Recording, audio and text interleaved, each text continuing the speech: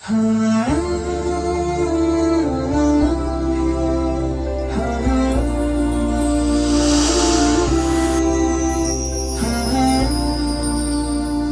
علیکم ورحمۃ اللہ وبرکاتہ۔ نماز دین کا اہم ترین رکن ہے، مگر دنیا کی گہمہ گہمی میں ہم نے نماز کو کما حقہ پڑھنا چھوڑ دیا۔ نماز کے سلسلے میں نبی کریم صلی اللہ علیہ وسلم سے بے شمار جہاں پر ثواب کی احادیث منقول ہے، وہیں پر نماز کو صحیح انداز میں اور صحیح طریقے سے نہ پڑھنے پر بڑی وعیدیں نبی کریم صلی اللہ علیہ وسلم سے منقول ہے۔ سیدنا حضرت ابو ہریرہ رضی اللہ تعالیٰ عنہ فرماتے ہیں کہ بعض مرتبہ ایسا ہوتا ہے کہ آدمی 60 سال تک نماز پڑھتا ہے اور اس کی نماز قبول نہیں کی جاتی۔ سوال کیا گیا کیوں؟ تو آپ نے فرمایا کہ لا یتم رکوعہا ولا سجودہا، کہ وہ رکوع اور سجدہ مکمل طور پر نہیں کرتا، یعنی سنت طریقے پر وہ نماز ادا نہیں کرتا ہے۔ حضرت عمر رضی اللہ تعالیٰ عنہ فرماتے ہیں کہ بعض مرتبہ آدمی بچپن سے لے کر بوڑھا ہونے تک نماز پڑھتا رہتا ہے، مگر اس کی ایک رکعت بھی قبول نہیں کی جاتی ہے۔ پوچھا گیا کیوں؟ کہا اس لیے کہ وہ رکوع اور سجدوں کو اور نماز کو صحیح انداز میں نہیں ادا کرتا ہے۔ بعض روایتوں میں نبی کریم صلی اللہ علیہ وسلم نے اس پر یہ وعید بیان فرمائی ہے کہ نماز کا نہ پڑھنا گویا کہ اپنے آپ کو اسلام سے نکال دینا ہے۔ من ترک الصلاۃ متعمدا فقد کفر، جس نے نماز کو جان بوجھ کے چھوڑ دیا وہ اسلام سے نکل گیا۔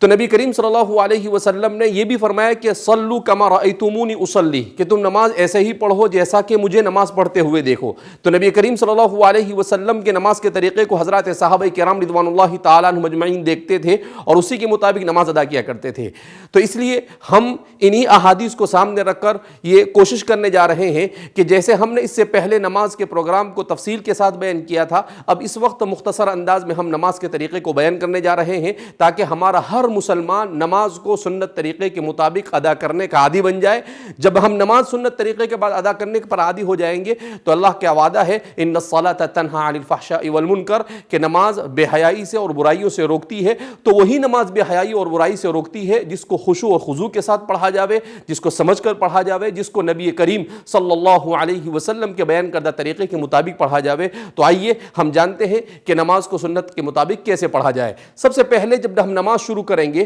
تو ہمیں سب سے پہلے اپنی نماز کی تعیین کرنی ہوگی، یعنی نیت کرنی ہوگی کہ ہم کون سی نماز ادا کر رہے ہیں۔ ہم فرض نماز ادا کر رہے ہیں، سنت نماز ادا کر رہے ہیں، اور پھر اس کے بعد اس لیے کہ حدیث پاک میں آتا ہے انما الاعمال بالنیات، اعمال کا دار و مدار نیت پر ہے۔ تو آدمی کو سب سے پہلے وضو، اس کے بعد وضو کو اچھی طریقے سے وضو کرنا ہے، اور وضو کے بعد نیت کرنی ہے، اور نیت کے بعد نماز پڑھنی ہے۔ تو نماز کے لیے جب آدمی کھڑا ہو تو سب سے پہلے جب وہ کھڑا ہو تو اس کے پاؤں کی کیفیت کیسی ہو، وہ اپنی طبیعی حالت پر چھوڑ دے۔ نہ اسے بہت پھیلانے کی ضرورت ہے اور نہ اسے بالکل ملانے کی ضرورت ہے، بلکہ اسے طبیعی حالت پر چھوڑ دیا جاوے۔ اس کے بعد جب نماز ہم شروع کریں گے تو سب سے پہلے ہاتھ اٹھا کر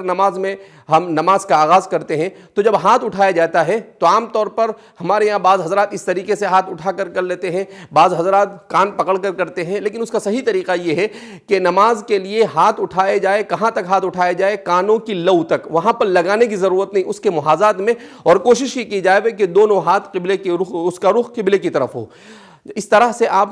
اپنی نماز کو اور اپنی نگاہوں کو سجدے کی جگہ پر رکھیں تاکہ آپ کی نماز میں یکسوئی آ سکے۔ اس طرح سے آپ اپنی نماز کو شروع کریں گے۔ اپنے ہاتھوں کو اس طرح سے اپنی انگوٹھے اور اپنی یہ آخری انگلی سے حلقہ لگا کر اسے اس طرح سے آپ اس کو گویا کہ پکڑ لیں گے پہنچے کے پاس، اور پھر اس کے بعد اسے آپ یہاں پر رکھ دیں گے۔ پھر اس کے بعد جب اس میں دعا پڑھی جاتی ہے سبحانک اللہم وبحمدک وتبارک اسمک وتعالی جدک ولا الہ غیرک، جس آدمی نماز کا آغاز کر رہا ہے تو نماز کا اس کو معنی بھی معلوم ہونے چاہیے۔ جیسے اللہ اکبر کہا تو اس کے معنی اللہ سب سے بڑا ہے، اس لیے کہ انسان کے ذہن میں یہ ہے کہ بڑی چیز کی عبادت کی جاوے تو اللہ سب سے بڑا ہے، اللہ اکبر من کل شیء، یعنی دنیا میں کوئی چیز ظاہری معنوی ہر اعتبار سے اگر کوئی بڑی چیز ہو سکتی ہے، بڑی ہستی ہو سکتی ہے تو وہ صرف اللہ ہے۔ تو اس تصور کے ساتھ آدمی اللہ اکبر کہے۔ پھر اس کے بعد جب ثنا پڑھے تو اس وقت بھی آدمی پڑھے سبحانک اللہم، اے اللہ تیری ذات پاک ہے، وتبارک اسمک، تیرے اسما بڑے بابرکت ہے، وتعالی جدک، اور تیری شان بڑی بلند اور بڑی عالی ہے، وَتَعَالَى جَدُّكَ وَلَا إِلَٰهَ غَيْرُكَ، اور تیرے علاوہ کوئی عبادت کے لائق نہیں ہے۔ تو گویا مکمل توحید کا درس دیا گیا ہے۔ جب نماز آدمی شروع کرے تو اس کے ذہن و دماغ کے اندر میں توحید کا تصور آنا چاہیے کہ ایک اللہ کے علاوہ کوئی عبادت کے لائق ہو سکتا نہیں ہے۔ اور پھر اس کے بعد وہ سورہ فاتحہ کو شروع کرے گا تو اس وقت بھی وہ کوشش کرے سورہ فاتحہ کو ہم لوگ اس کو سمجھنے کی کوشش کریں کہ اللہ اس صورت میں کیا کہنا چاہتے ہیں۔ پورے قرآن کا خلاصہ، پوری جتنی شریعتیں دنیا میں نازل ہوئی ان تمام شریعتوں کا خلاصہ اس صورت میں بیان کیا گیا ہے، مگر افسوس کہ ہم اس کو سمجھنے کی کوشش نہیں کرتے ہیں۔ انشاءاللہ ہم ایسا پروگرام پیش کرنے کی کوشش کریں گے جس میں نماز میں پڑھی جانے والی تمام صورتوں کو سمجھایا جائے گا۔ پھر اس کے بعد اس میں ضم صورت پڑھی جائے گی، یعنی جو بھی صورت آپ کے لیے سہولت کے ساتھ ہو اس صورت کو پڑھیں گے، اور پھر اس کے بعد آپ رکوع میں جائیں گے۔ تو رکوع میں جانے کا طریقہ یہ ہے کہ جیسے ہی آپ فارغ ہو گئے پھر اس کے بعد اللہ اکبر کہتے ہوئے اسی تصور کے ساتھ کہ اللہ سے بڑھ کر کوئی ہستی نہیں ہو سکتی ہے، آپ رکوع میں جائیں گے اور کوشش یہ کریں گے کہ آپ اپنا پورا وزن انگلیوں پر لے آئیں گے۔ تو اس سے ہوگا یہ کہ نبی کریم صلی اللہ علیہ وسلم نے سجدے کا طریقہ یہ بیان کیا ہے کہ آدمی کی پشت اور آدمی کا پیچھے کا حصہ اور آدمی کا سر یہ بالکل ایک لائن میں ہونا چاہیے۔ سمیع اللہ لمن حمیدہ کہہ کر آپ کھڑے ہوں گے اور آپ کی نگاہ سجدے کی جگہ پر ہوگی۔ سمیع اللہ لمن حمیدہ، اس کا معنی کیا ہوتا ہے؟ سمع سن لیا، لمن حمیدہ اس نے جس کے لیے حمد کی گئی، یعنی ہم نے اللہ کی تعریف کی اور اللہ نے ہماری تعریف کو سن لیا۔ تو اس معنی کے استحضار کے ساتھ جب ہم نماز پڑھیں گے تو ہماری نماز میں جان پیدا ہوگی اور یہی نماز ہمیں بے حیائیوں اور برائیوں سے روکنے کا سبب بنے گی۔ پھر اس کے بعد ہم اللہ اکبر اسی اللہ کی ہستی کے عظیم ہستی کے تصور کے ساتھ اللہ اکبر کہتے ہوئے ہم سجدے میں جائیں گے، جو نماز کا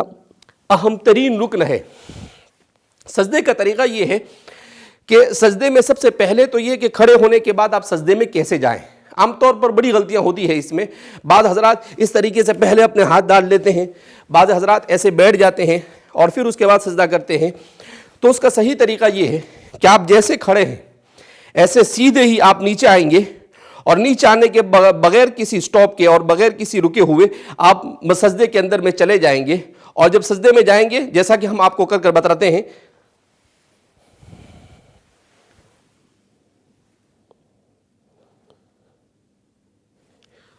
سجدے میں عام طور پر غلطیاں یہ ہوتی ہے کہ بعض حضرات اس طریقے سے اپنے ہاتھوں کو رکھتے ہیں، یہ نبی کریم صلی اللہ علیہ وسلم نے اسے مکروہ کہا ہے، یعنی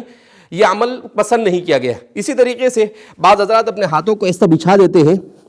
تو اس عمل کو بھی پسند نہیں کیا گیا ہے۔ تو سجدہ کیسے کیا جاوے کہ اپنے دونوں کوہنیاں یہ آپ کے گھٹنوں سے دور ہونی چاہیے،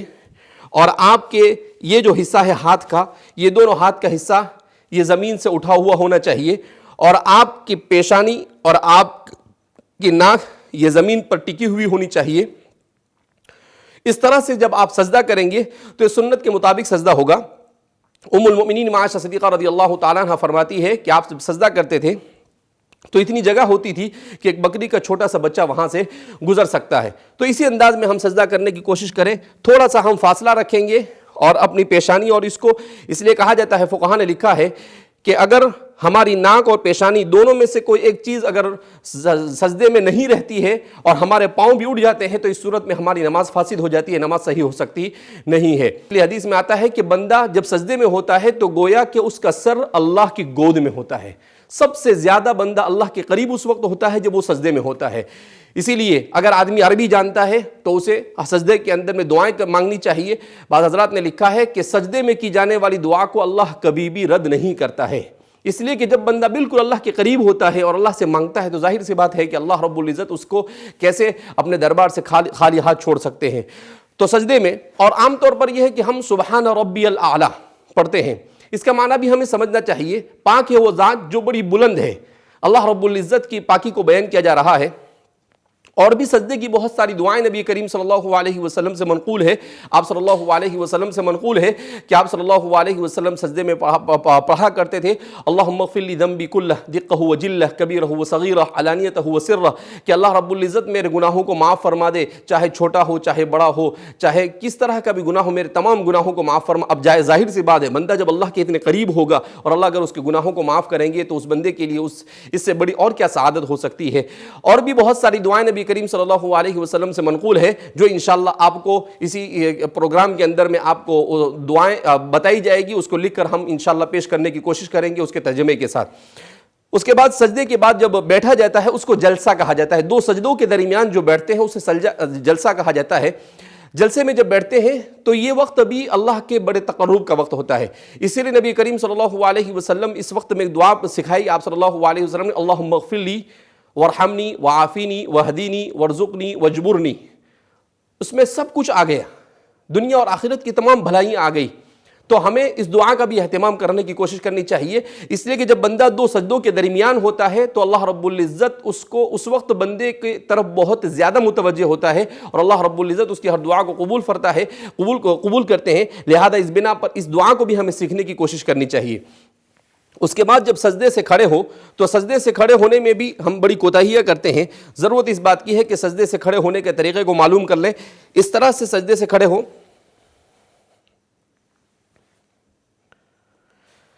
بہت سارے لوگ جب سجدے سے کھڑے ہوتے ہیں تو بعض مرتبہ ہاتھ سے سہارا لیتے ہیں۔ ٹھیک ہے، اگر آدمی بڑی عمر کا ہے، اسے کوئی تکلیف ہے، کوئی عذر ہے تو وہ کر سکتا ہے، لیکن جن کو کوئی عذر نہیں ہے انہیں تو سجدے سے سیدھا اسی طریقے سے کھڑے ہو جانا ہے۔ اسی لیے فرماتے ہیں کہ سنت طریقے کے مطابق اگر آدمی نماز پڑھتا ہے تو بے شمار ہڈی کی بیماریوں سے بھی اللہ اس کی حفاظت فرماتے ہیں، بے شمار خون کی بیماریوں سے بھی اللہ اس کی حفاظت فرماتے ہیں۔ آج کی سائنس نے ان تمام چیزوں کو تسلیم کیا ہے، تو دنیا آخرت کا ثواب تو ملنا ہی ہے، دنیا کی بھلائیاں اور سعادتیں بھی ملنی ہی ہیں، اور اسی کے ساتھ ساتھ اللہ رب العزت نماز کی اس برکت سے ہمیں صحت کی بھی بہت ساری نعمتوں سے اللہ رب العزت مالا مال کریں گے اگر ہم نے سنت طریقے کے مطابق نماز پڑھی۔ تو اس طرح سے جب سجدے سے کھڑے ہو تو بالکل سیدھے کھڑے ہو جاوے، اور پھر اس کے بعد جب ہم قاعدے میں بیٹھتے ہیں تو ہمیں اپنا ہاتھ بعض مرتبہ بعض لوگ یہاں پر رکھتے ہیں، بعض یہاں رکھتے ہیں، اسے اس کی حالت پر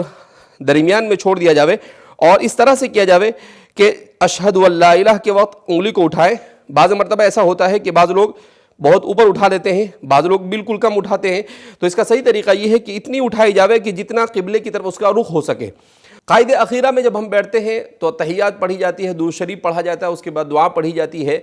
اس کے سلسلے میں احادیث میں آتا ہے کہ جو دعا اس وقت کی جاتی ہے اس کو بھی اللہ رب العزت قبول کرتے ہیں، لہذا آدمی کم سے کم ربنا آتنا فی الدنیا حسنہ وفی الآخرۃ حسنہ پڑھے، اور اپنا دنیا کا جو بھی مقصد ہے اس کا تصور بھی کرے، تو انشاءاللہ امید کی جاتی ہے کہ اللہ رب العزت اس تمام تمناؤں کو پورا فرمائیں گے۔ اس کے بعد جب سلام پھیرا جاتا ہے تو عام طور پر ہم کوتاہی کرتے ہیں کہ بعض حضرات اس طرح سے سلام پھیرتے ہیں، پوری دنیا کو دیکھتے رہتے ہیں۔ ضرورت اس بات کی ہے کہ سلام جب پھیرا جائے تو ہم اپنی نگاہوں کو اپنے کاندھوں پر رکھیں اور اس طریقے سے سلام پھیریں، السلام علیکم ورحمۃ اللہ۔ اس کا مطلب ہوتا ہے سلامتی ہو میرے ان تمام بھائیوں کی طرف جو میرے اس جانب ہے، اور ان فرشتوں کی طرف جو اس جانب ہے، السلام علیکم ورحمۃ اللہ۔ اس کا مطلب یہاں پر بھی تو اس طرح سے نماز کے وقت کوشش یہ ہونی چاہیے کہ آدمی نماز پڑھتے وقت اپنی نگاہوں کی بھی اچھی طرح سے حفاظت کرے، اپنی نگاہوں کو جہاں پر رکھنا ہے وہیں پر رکھے۔ دعا میں بھی یہ ہوتا ہے کہ ہمارے یہاں پر عام طور پر جب دعا کرتے ہیں تو دعا میں بعض حضرات اس طرح سے اپنے منہ کو چھپا دیتے ہیں، بعض حضرات دعا میں، لیکن اس کا صحیح طریقہ یہ ہے کہ اپنے ہاتھ کو سینے کے سامنے رکھا جاوے اور اس طرح سے کھلا رکھا جاوے اور اللہ رب العزت سے مانگا جاوے، اور نماز کے بعد جو دعا کی جاتی ہے اللہ رب العزت ان دعاؤں کو قبول کرتے ہیں۔ نماز کے بعد بہت سارے اذکار ہیں، تسبیحات کا پڑھنا، جس کی بھی بڑی فضیلتیں وارد ہوئی ہے۔ بہرحال ہم نے یہ کوشش کی ہے کہ مختصر وقت میں نماز کے جامع طریقے کو آپ حضرات کے سامنے بیان کیا جاوے۔ امید کی جاتی ہے کہ آپ حضرات اس کی طرف توجہ دیں گے اور رمضان مبارک کے اس مقدس مہینے میں اسی انداز میں نماز کو پڑھنے کی کوشش کریں گے۔ اگر آپ کو اس سلسلے میں کوئی سوال بھی کرنا ہو تو آپ سوال کر سکتے ہیں، انشاءاللہ آپ کو سنت کے مطابق نماز پڑھنے کے سلسلے میں جتنا بھی تعاون ہو سکتا ہے ہم انشاءاللہ کرنے کے لیے تیار ہیں۔ اللہ رب العزت ہمیں نبی کریم صلی اللہ علیہ وسلم کی سنت کے مطابق نماز کا اہتمام کرنے کی اور نماز پڑھنے کی توفیق مرحمت فرمائے، اور دنیا اور آخرت کی سعادتوں سے ہم سب کو اللہ بہرور فرمائے۔ والسلام علیکم ورحمۃ اللہ وبرکاتہ۔